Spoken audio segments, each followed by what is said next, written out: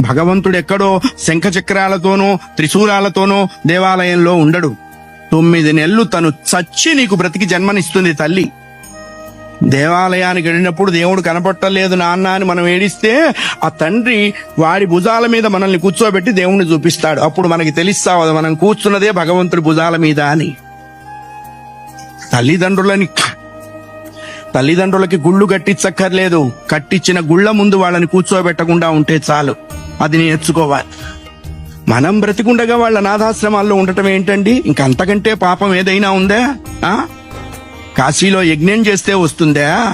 రామేశ్వరంలో అన్నదానం చేస్తే వస్తుందా? జన్మనిచ్చిన తల్లిదండ్రుల ప్రధానము. వాళ్ళని నువ్వే సేవించాలి. భగవంతుని సేవించకపోయినా నష్టం లేదు, బోల్డు మంది ఉన్నారు. జన్మనిచ్చిన తల్లిదండ్రుల్ని సేవించాలి, అది కర్తవ్యము. రామాయణం అదే చెప్పింది. అయ్యా, ఆ అభిప్రాయం లేనివాడు పశువు అనకూడదన్నారండి. పశువులు పోటీకి వచ్చినాయి, మమ్మల్ని ఆ వాడితో పోలుస్తావా అని.